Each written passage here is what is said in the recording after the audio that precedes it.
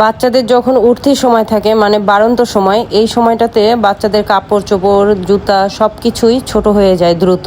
কয়েকদিন পর পরে নতুন নতুন কাপড় কিনতে হয়, আবার কয়েকদিন পর পরে নতুন নতুন জুতাও কিনতে হয়। মোহাইমেন এবার ক্লাস 9-এ উঠে গিয়েছে। এখন আগের যে স্কুল ড্রেস এবং জুতা যেগুলো ছিল সেগুলো সব ছোট হয়ে গিয়েছে, তাই ওর নতুন জুতা কিনতে আজকে আমরা বেরিয়ে পড়লাম। চলে গিয়েছিলাম সেন্টমার্ক ওশান সিটিতে। আজকে আমার বাবু নিয়ে আমার সাথে বাইরে যাইতেছে। কি জন্য বাইরে যাচ্ছ আব্বু? স্কুলের কাপড় আর জুতা কিনতেই হবে কেন? কেন না কিনলে হয় না? আগেরটা দিয়ে হয় না? খালি বাইরে যাইতে হবে স্কুলে।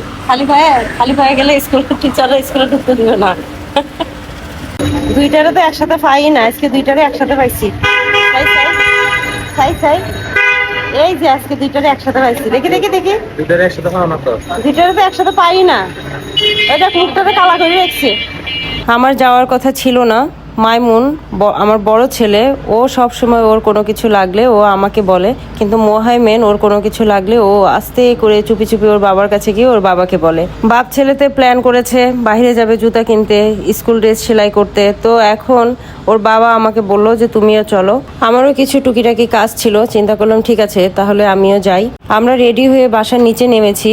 ওই সময় দেখলাম মাইমুনও চলে এসেছে কলেজ থেকে, ওর কলেজ ছুটি হয়েছে। মাইমুনকে বললাম তুইও চল। মাইমুন বলল না আমি যাব না, আমার টিচার আসবে। তো যার কারণে ওকে রেখে আমরা চলে গেলাম সেন্টমার্ক ওশান সিটিতে। সেন্টমার্ক ওশান সিটিতে অ্যাপেক্সের যে শোরুমটা আছে সেখানে আমরা চলে গেলাম।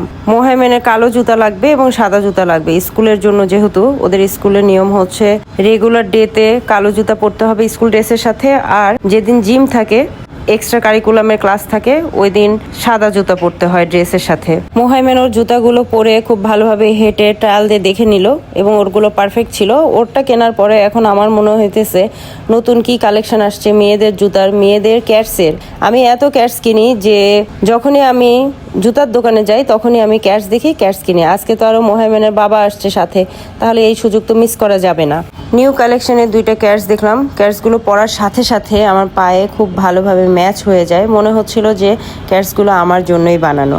তো নিয়ে নিলাম আমার জন্য 2 জোড়া ক্যাটস। এরপর খুশি মনে মা ফুতে বাসায় চলে আসলাম। আজকে ব্যাগগুলো সব মোহাইমেনের হাতে দিয়েছি, ওকে একটু কাজ করা শিখাইতেছি। যেহেতু এখন সে বড় হচ্ছে তো কিছু কিছু দায়িত্ব ওকে পালন করতে হবে, সেগুলো বোঝানোর চেষ্টা করছি।